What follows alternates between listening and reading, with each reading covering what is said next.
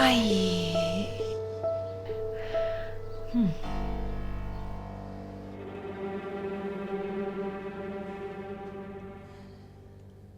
तुम बस कुछ ही दिन में बिल्कुल ठीक हो जाओगी। ऐसा ही है, ये वक्त भी गुजर जाएगा। जिस तकलीफ से गुजर रही हूँ ये भी खत्म हो जाएगी। लेकिन अम्मी की बातों के दिए हुए जो जख्म है वो आसानी से नहीं भरेंगे।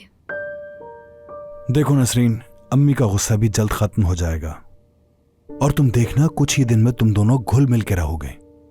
देखिए, मैं नहीं चाहती हूँ कि शादी से पहले हम इन मामलात में उलझना शुरू हो जाएं।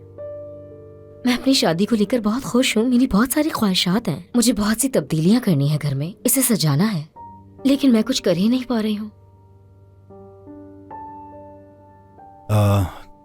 तुम शादी का सोच रही हो?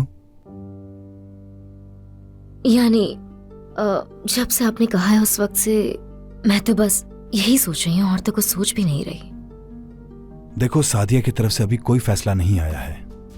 मैं चाह रहा था कि शादी की तकरीब हम घर पर ही कर लेते हैं, क्या कहती हो? नसरीन, पहले सादिया वाला मामला एक तरफ हो जाए, उसके बाद हम शादी के बारे में बात करेंगे। मुझे देर हो रही है, मैं चलता हूं।